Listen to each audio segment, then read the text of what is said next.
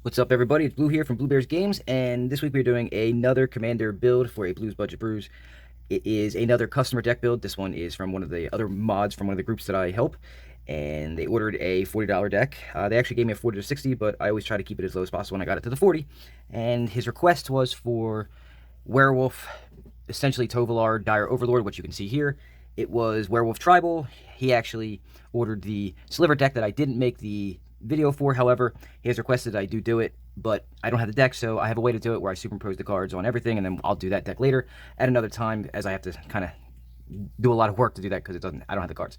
However, it's Werewolf Tribal. That's the basic theme here. Everything that I could fit in here that I had is here. However, you'll notice that this card is in a sleeve, and there's a reason for that.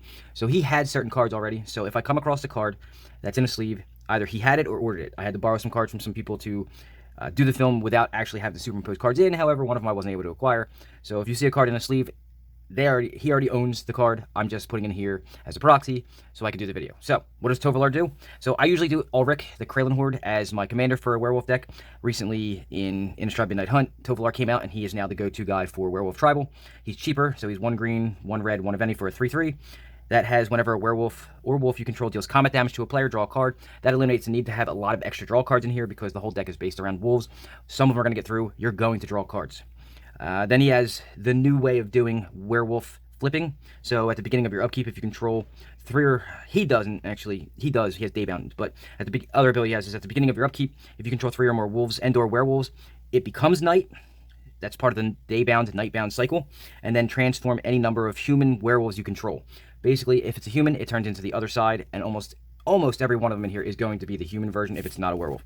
The other side, I'll take it out of the sleeve so I can do this, is Tovolar Midnight Scourge. So when it becomes night, he becomes this version, which is a 4/4, that whenever a wolf or werewolf enters you control deals combat damage to a player, you still draw a card, but he has this new ability for a green, a red, and X. Target wolf or werewolf you control gets +X/+0 and trample until end of turn. So Daybound, Nightbound, I will actually have the rules up here so you can see exactly how that works. It's almost the same way that the old ones work. However, now the cycle stays, so if it's night and you cast something, anything that has Daybound, Nightbound, if it's nighttime or the night cycle, it will come into play as the night cycle version, unlike the old werewolves. So it's a nice little new way to do the werewolves. So let me put that back in and let's go over the deck. And as I always do, I start with the lands. And I'm going to try to get through this as quickly as possible so it doesn't waste too much time. The problem is werewolves take a while to explain because there are 2 sides to each one. I will show you them, and then I will let you pause the video to read them if you need to. So Cinderglade, I'm going to just go rifle through these. Temple of Abandon. Remember, it's a $40 budget, so I tried to make it as budget-friendly as possible. So Mossfire Valley. The Guild Gate for Gruul. Kazandu Refuge for the life gain. Rugged Highlands, also for the life gain. Timber Gorge. A Gruul Turf. A Tranquil Thicket for the cycling ability, and a Forgotten Cave for the cycling ability, and Evolving Wild's Tooth in the deck. The rest is going to be forests and mountains, and if you want the exact number, I will have the link to the actual full deck in the description if you want to take a look at that. We're going to move on to ramp. We're in green. Always green is the best for ramp, so I did a little different situation here. I start off with Wolf Willow Haven. It fits the theme of the deck. So it's a land enchantment. It's an aura that literally goes on land, and then whenever that land is tapped for mana, you add an additional green, and then later on when you don't need the extra mana, you can pay 5, sacrifice it, and then create a 2/2 wolf token. Obviously that fits the theme. Rampant Growth, the reason why ramp is named ramp. Path to the Festival, so you go and search for land, put it in the battlefield tapped, and then shuffle, but then you can also, it has then if there are 3 or more basic land cards types among lands you control, scry 1. Now, we're in a 2-color deck, that won't matter. The good part about this though is it has flashback, so later on if you want to do it, if you want to cast it out of your graveyard, you can for an additional land into play. You happen upon a Glade, has a couple of abilities, so you can go search for a basic land and put it into play, put it in your hand. Not ramp so much as mana fixing, it's possible you might need it in this, and then you can cast it for the mid-camp part, which is return target permanent card from the graveyard to your hand for 3. It's regrowth, but it costs a little more. Always nice to have options. Natural Connection, I do that a lot in my budget decks. It just goes, gets the land and puts it into play tapped. Beneath the Sand, same thing. I do it with this one as well. It goes and gets a basic land, puts it into play tapped, or you can cycle it away if you don't need to do that. And the new one that I don't normally include in a lot of things, this one is a 100% tribal deck, so Vastwood Surge is actually pretty good. So it's 4 to cast. Ignore the kicker for now. You can search your library for up to 2 basic lands and put them onto the battlefield tapped and then shuffle. And then if you kicked it, which is a 4 cast kicker, you could put 2 +1/+1 counters on each creature you control. So, you know, it's ramp and it helps with the tribe. That is what this deck is all about. The meat and potatoes of the deck will actually be the wolves and werewolves. So let's show you what I chose. I tried to choose as many diverse ones as possible that can help the deck. So this is the 1-drop. It's a 1/1 that can grow. You can only activate it once a turn. Outland Liberator. and this one flips, so I'm going to flip it for you. So this one is in here because it can destroy an artifact or enchantment, and the flip side of it is when it attacks, you can do it too instead of having to sacrifice it, so that's why this one's in here. Pestilent Wolf is because it has death touch in case there's something on the board that you just don't want attacking into you, because you can kill it with this no matter what. Scorned Villager was my ramp section, an additional ramp card, so it's 2 to cast for a 1/1 that taps to add a green, so kind of like Mana Dorks, it's a Mana Dork itself, but it also flips over.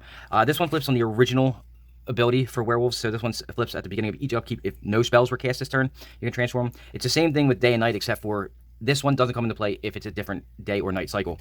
But when you flip him, he has Vigilance. He's a 2/2. You're not really going to worry about that. He now taps to add 2 mana of any color, or 2 green mana to your mana pool. So that was for that. This guy's an old werewolf as well. It's a 2 to cast 3/3. That's why I have him in here. He cannot attack unless you control a creature with power 4 or greater. And then he has the weird, you know, if you have no spells cast, werewolf flipping BS.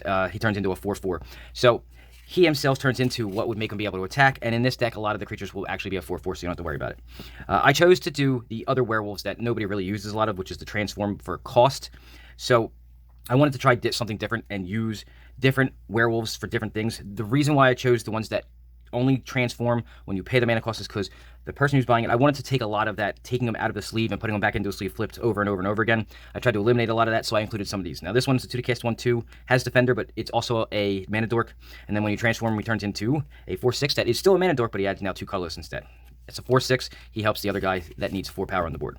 Mayor of Avabruck. This is one of the lords that comes with it. So he's a 2 to cast 1/1. He gives other humans you control +1/+1. Remember, werewolves, a lot of them are humans before they're werewolves. They're human werewolves. So he helps buff them so they stay alive to flip. And then when he flips, he now makes other werewolves and wolves get +1/+1 as a static ability. The good thing about him, though, is at the beginning of your end step, you can put a 2/2 wolf green token on the battlefield for no reason other than that's what he says to do. So he helps flood the board. One of the cards I did not own, I actually borrowed this, is Werewolf Pack Leader. He had this already, or he ordered it, one of the two. So as a proxy, I'm getting the card so I can show you what it does. It's 2 to cast for a 3/3, great stats right off the bat. It's a human werewolf, so he'll get boosted by other things that say human or werewolf. He has Pack Tactics as his ability. It's whenever he attacks, if you attack with creatures with power 6 or greater, draw a card. There's more card draw for you. And then he has an ability for 4, and you can do it as many times as it says that you can pay for it until end of turn. Werewolf Pack Leader has base power and toughness 5/3 and gains trample and is no longer a human. So it takes away if the other guy that buffs just humans is not flipped, but regardless, he still becomes a 5/3 with trample. So he does not flip. He is not a flipping werewolf. Bird Admirer, one of the newer werewolves. He has the Daybound and Nightbound. So he's a 3 to cast 1/4 with reach. That helps with the ability of flying that this deck doesn't really handle well. And then Wing Shredder is what he turned into, which is a 3/5 with reach. So not horrible. One of the cooler ones. What else do we got here? Hound Tamer, one of the Daybound, Nightbound ones. It's a 3 to cast 3/3 with trample, and you can pay to put a +1/+1 counter on target creature, any creature. When he flips for the night cycle, he is now a 4/4 trampler with other wolves and werewolves you control have trample. That's great. Adds abilities. It's akin to Slivers, if you will. He also retains the ability to put +1/+1 counters on things. Shrill Howler, 3 to cast 3/1, can't be blocked by creatures with power less than him, and he again can transform for paying it. He doesn't follow the cycles or anything like that, so if he gets flipped, there's no way to flip him back unless it's returned to your hand. He turns into a 3/5 that creatures with power less than him can't block it still, and then when he deals combat damage, you create a 3/2 Eldrazi Horror. Doesn't really affect the deck that much, but it's nice to have extra blockers and attackers on the board, especially if they have a 3 power. Weaver of Blossoms, another Mana Dork, 3 to cast 2/3, and then he taps to add a mana of any color. This is the one that does any color. And then if it's nighttime, he adds 2 mana of any color. So a lot of ways to add mana to your mana pool. He's a 3/4 as well, and you're going to use that later, and I'll show you how. It helps to flip the guys that only transform by paying mana. The Packmate I have in here, it's a 4 to cast 3/3 that lets you draw a card, and you can foretell him to make him cheaper and cast him over 2 turns, because that's how foretell really works. He's in here for the card draw, because card draw is kind of the king in Commander. The Hookhand Mariner, 4 to cast 4/4. He's in here because he's a 4 to cast 4/4, and then he becomes a 6/4 on the night cycle that can't be blocked by creatures with power 2 or less, so he can't be jump blocked. Night Pack Ambusher is a lord. He has flash, so you can actually surprise people with him if you need to, and he gives other wolves and werewolves +1/+1. And then at the beginning of your end step, if you didn't cast a spell this turn, create a 2/2 wolf creature token. Always nice to be able to get tokens out that are free. Infestation Expert, more token creation. This one's one of those ones where I could have removed him and added something better if I had something. It's a 5 to cast 3/4 that whenever when he enters the battlefield or attacks, create 2 1/1 insect tokens. On the night cycle, he becomes a 4/5, and then again, when he enters or attacks, create 2 insect creature tokens. So more board flooding. Cult of the Waxing Moon, one of the older werewolves, is 5 to cast 5/4. So whenever a permanent you control transforms into a non-human, and there's going to be a lot of flipping going on, he also creates a 2/2 wolf token. Wolf can outcast one of the newer ones on the day-night cycle. 6 to cast for a 5/4, but it costs 2 less if you to cast if you control wolf or werewolf, which you most likely will. So he'll actually end up being a 4 to cast, 5/4. And then when he flips, you get to draw cards whenever another wolf or werewolf you control dies. So always nice for those tokens to be sacrificial lambs so you can draw cards. I tried to get as much card drawn here as I could. Tovolar's Huntmaster, so 6 to cast for a 6/6. When he enters battlefield, create 2/2 wolf tokens. When he flips, he's a 7/7. And again, whenever he enters or attacks, you create 2. That's 2/2s. And then he has the ability for 4 that another wolf or werewolf you control fights target creature you don't control. So what that means is that he's taking tokens that might be able to kill other things. They'll die, you'll be able to draw cards. That's where that comes in. The card that I couldn't find to borrow and I don't have was Overlord Caretaker. He is a 6 to cast, mythic rare with hexproof. He's a human werewolf. At the beginning of combat on your turn, you can put 2+1/+1 counters on another creature you control. He's part of the daybound, nightbound cycle. I will put up here both sides so you can see it, the actual official card. When he transforms over, he becomes Hollowhenge Huntmaster. Also has hexproof. He gives other permanents. That's important. Permanents you control hexproof. And then you put 2+1/+1 counters on each creature you control at the beginning of combat on your turn. He's also a 6/6. So there's that. Next up is Fearless Pup. Let me pick the pile up. We're starting on the red ones. He's 1 to cast for a 1/1 with first strike. He boasts. You can read what boast does here if you need to pause the video. To boast him, you pay the 3 and he gets +2/+0, so he becomes a 3/1 first striker plus buffs from other things. Village Messenger, another 1 to cast for a 1/1 haster. He's not on the daybound, nightbound cycle. He is one of the older ones that rely on spells either not being cast or 2 of them being cast. He flips into a 2/2 menace, so not bad. Keswick Forge Master, another 2 to cast for a 2/1. He's cool because whenever he blocks or becomes blocked, he actually deals damage to that creature. He may actually kill something, specifically chump blockers, before the combat even gets really started. And then when he flips, he now does 2 damage to them, and he's a 3/2. Deranged Whelp was a regular just 2/1 menace. Nothing special except for he's harder to block. He requires 2. Lambholt Harrier is a 2 to cast 2/2 wolf. That actually makes it so that target creature can't block this turn for 4. So all that extra mana that you may be able to produce can be pumped into him to make it so that your opponent can't block your creatures and you can get that combat damage in. And that creates a whole lot of chaos for people. Tomb Shredder is a 3 to cast 2/2 with haste. Another one with haste. I have a lot of the ramp cards in here so that they can actually later on be exiled with him to put a +1/+1 counter on to make him bigger as well. Harvesttide Infiltrator, it's just a 3/2 trample for 3 to cast, and then on the night cycle, he is a 4/4 trampler. So he just gets bigger, but he has trample. Trample is always good to have. Brazen Wolves, when it attacks, it gets +2/+0, so it starts as a 2/3, it might become a 4/3. Another one of the ones that you pay mana to flip it. This is why I included a lot of the, besides the ramp, because you always need ramp in Commander, but some of the mana dorks on the werewolf side so that you can flip some of the more expensive ones. He's one of them. So when he attacks, you add a red to your mana pool at the beginning of your next main phase. You flip him from a 2/3, he becomes a 5/4, and then whenever he's now called Conduit of Emrakul, and whenever he attacks, you add 2 colorless mana to your mana pool on the beginning of your next main phase. So, adds mana, does a lot of good stuff, becomes bigger, all that. Howlpack Wolf was actually just because it's a 3 to cast 3/3. The downfall is that he can't block unless you control another wolf or werewolf. Not that hard in this deck. Breakneck Rider, 3 to cast 3/3. I like to keep the mana cost to power toughness to be pretty equal. He flips on the old werewolf cycles. Attacking creatures you control now get +1/+0 and have trample, and he's a 4/3 on the other side. Remember that I said that you can transform some of these other ways rather than just on the day-night cycle, and there are ways to prevent him from flipping back, and I'll tell you that in a second. The Ruffian is 4 to cast for a 2/5. I think he's just in here for stats because he becomes a 6/5 that really hits. Afflicted Deserter, it's a 4 to cast 3/2. Same thing, I believe it was for the stats, because he becomes a 5/4. And then his ability is whenever this creature transforms into Werewolf Ransacker, you may destroy an artifact, and if that artifact is put into a graveyard this way, he deals 3 damage to that artifact's controller. So now he's doing damage for free, just for flipping. Another one of the horror werewolves is what we'll call them. He takes 6 to transform him. When he enters the battlefield, he deals 1 damage to each of up to 2 target creatures. So now he's a 3/2 that when he comes into play, he can kill 2 1/1s if you need to, or he can turn the tide of a blocking or attacking creature with combat tricks. When he's on the other side, he's a 6/4, and when he attacks, he deals 2 damage to a creature or player. So now he's basically a shock for free when you attack with him. Another one of the werewolf horrors, so it's a 5 to cast 4/4 for Vilden Pack Outcast. He has trample. I like the built-in trample on a lot of these. For 1 red, you can give him +1/-1, so he'll go to a 5/3, then a 6/2, but you can pay 7 to transform him, and now he becomes a 5/7 trampler. That instead you can just pay a colorless and give him +1/+0. So not bad, good stats. Keswick Naturalist, one of the newer ones from Innistrad Midnight Hunt. He's a 2 to cast 2/2. When he attacks, you add either a red or a green until end of turn, and you don't lose the mana as steps and phases end. Nice to have the ability to add mana to your mana pool and not lose it. When he's on the other side, he is actually one of the better cards in this deck. He now is an anthem for your wolves and werewolves that gives him +1/+1. And then again, when he attacks, you add either red or green, and again, you don't lose that mana as steps and phases end.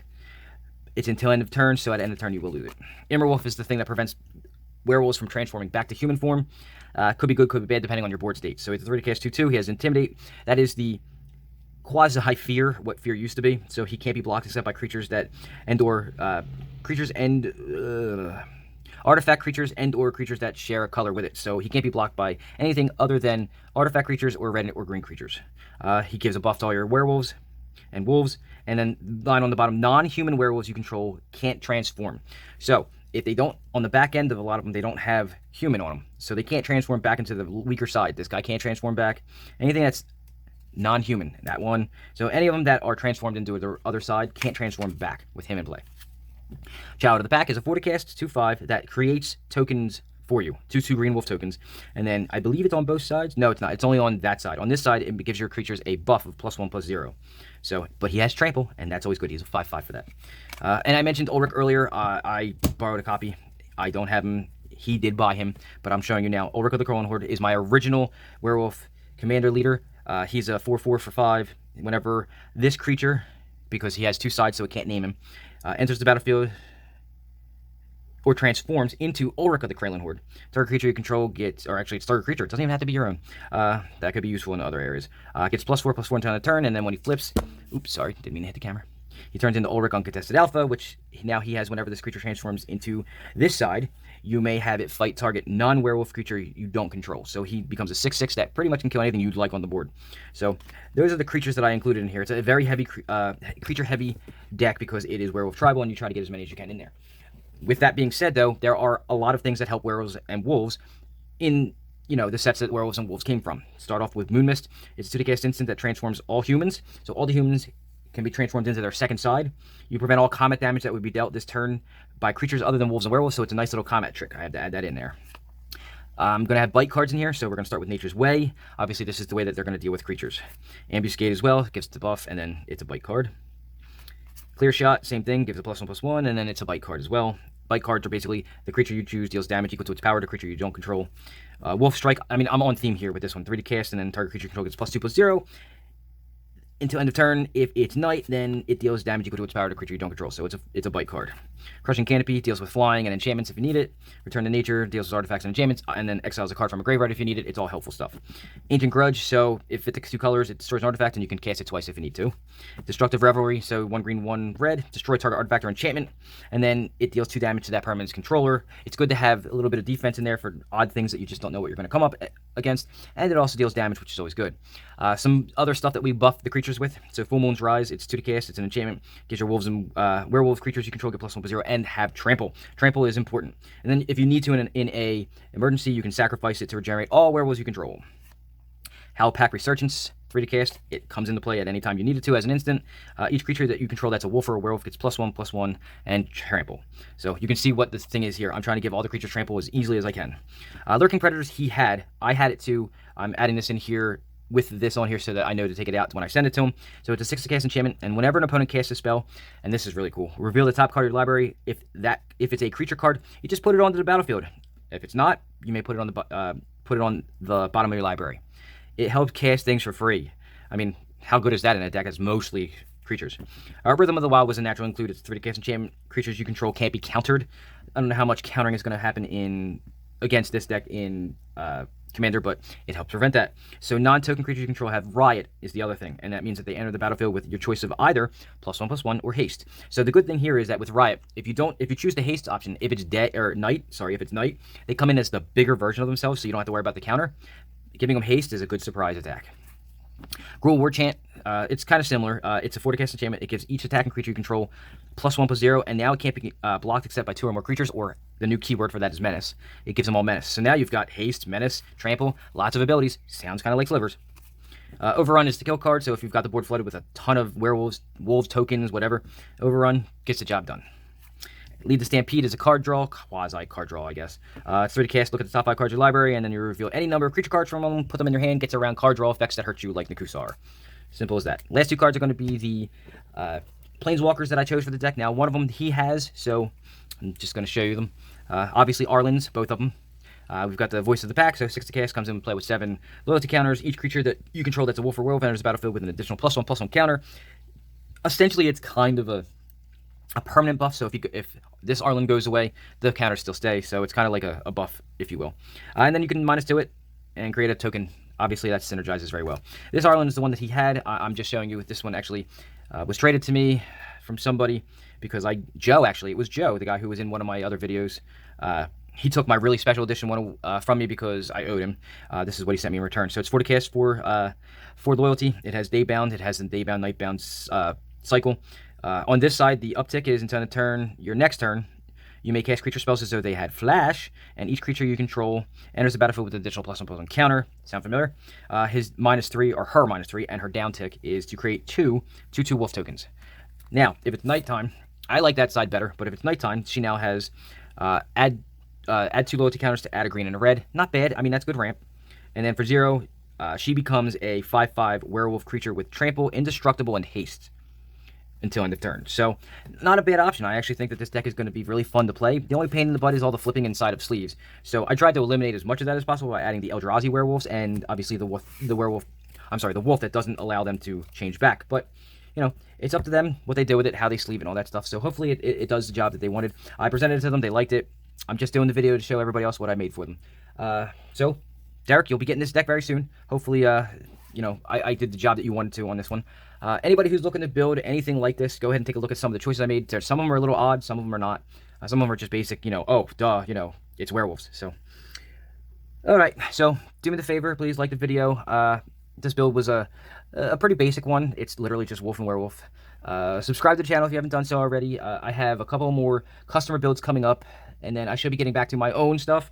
That's my own builds for, not myself, but for sale that I put together 100% with my own thoughts and whatever. And then share this video out to somebody who's looking to make Tovolar, because, I mean, most of the stuff in here is pretty basic. You're not going to deviate too far from this plan. There are a couple other ones out there that you can add, or a couple of different enchantments you can add. I mean, I've given him some suggestions for some enchantments that you can add to make this deck work even more, for more card draw. But, you know, that's besides the point. Other than that, that's my time. Thank you for watching. I will see you all next week with another build for another customer. Have a good one.